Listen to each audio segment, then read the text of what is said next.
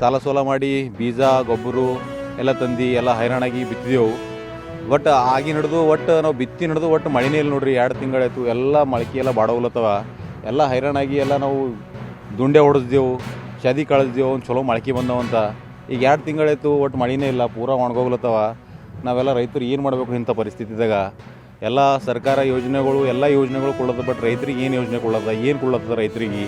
₹1 ಏನು ಭೀ ಸರ್ಕಾರದಿಂದ ಒಂದು ಏನು ಭೀ ಸಹಾಯ ಇಲ್ದಪ್ಪಲೆ ಹೋಗ್ಯದ. ಇಂಥ ಪರಿಸ್ಥಿತಿ ನಾವು ಹೆಂಗೆ ಮಾಡಬೇಕು? ಒಟ್ಟು 2 ತಿಂಗಳಾಯ್ತು ಮಳೆ ಇಲ್ಲ.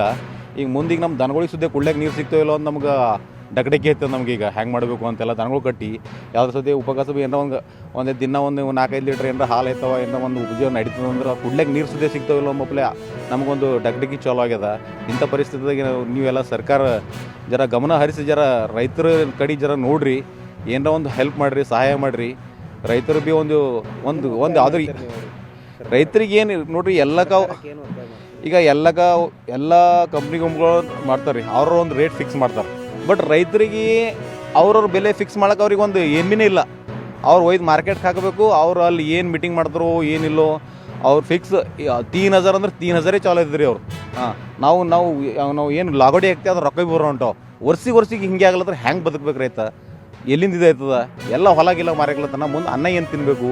ಎಲ್ಲ ಲೇಔಟ್ ಆಗ್ಲತ್ತಾರ, ಪ್ಲಾಟ್ಗಳು ಹಾಕ್ಲತ್ತಾರ. ಇಂಥ ಪರಿಸ್ಥಿತಿ ನೋಡಿ ಅನ್ನ ಅದ್ರ ಸಲುವಾಗಿ ಅದ್ರ ಸಲುವಾಗಿ ನಾ ಎಲ್ಲ ರೈತರಿಗೆ ನಮ್ಮ ಸರ್ಕಾರಕ್ಕೇನು ಒತ್ತಾಯ ಮಾಡ್ತೀನಿ. ನಮ್ಮ ಬೀದರ್ ಡಿಸ್ಟಿಕ್ ಒಂದು ಬರಗಾಲ ಘೋಷಣೆ ಮಾಡ್ಯಾಕ್ರಿ, ಒಂದು ಎಲ್ಲರಿಗೂ ಒಂದು ಇದು ಆಗ್ತದ. ಬರಗಾಲ ಘೋಷಣೆ ಮಾಡ್ರೆ ಒಂದು 2 ಇದು ಆಯ್ತದ ಅಂತ ನಾ ಎಲ್ಲ ಒಂದು ಸರ್ಕಾರಕ್ಕೆ ಒತ್ತಾಯ ಮಾಡ್ತೀನಿ.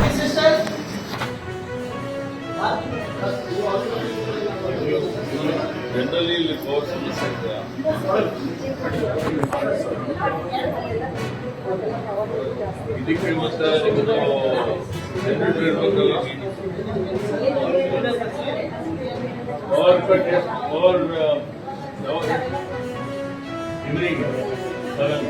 ಯಾವಾಗ ಬಂತು? 8 ಗಂಟೆ ಬಂದಿಲ್ಲ,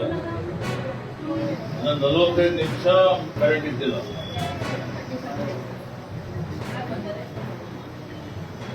ಎಲ್ಲ ಕಡೆ 1 ದಿವಸ ಇದ್ದಿಲ್ಲ, 2 ದಿವಸ ಇದ್ದಿಲ್ಲ.